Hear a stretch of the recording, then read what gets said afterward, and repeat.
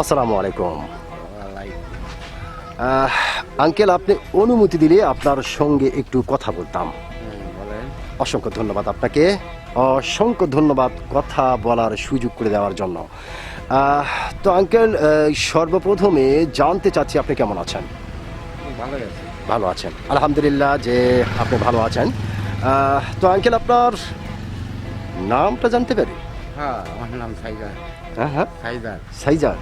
চমৎকার একটি নাম আপনার, অত্যন্ত চমৎকার একটি নাম আপনার। এবং আপনার নাম শুনে এবং আপনাকে সামনাসামনি দেখে যেটা বোঝা যাচ্ছে, আপনি অতি ভয়ঙ্কর এবং অত্যন্ত একজন সাহসী মানুষ। আচ্ছা। এটা কিন্তু আপনাকে দেখেই বোঝা যাচ্ছে আপনি ছোটবেলা থেকে প্রচণ্ড একজন সাহসী মানুষ।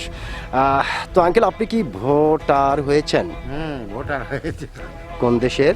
এই দেশেরই। এই দেশেরই, তার মানে আপনি বাংলাদেশের ভোটার। আপনাকে অসংখ্য ধন্যবাদ যে আপনি বাংলাদেশের ভোটার।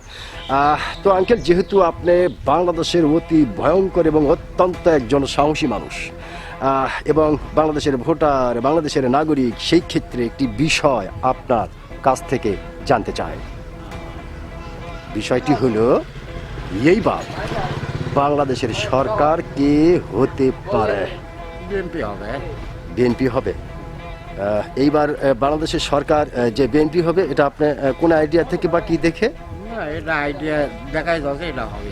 মানে দেখাই যাচ্ছে। অসংখ্য ধন্যবাদ আপনাকে। আপনি যে একজন সত্যিকারের যে একজন সাহসী মানুষ, আপনি কিন্তু আপনার সাহসিকতার পরিচয় দিয়েছেন।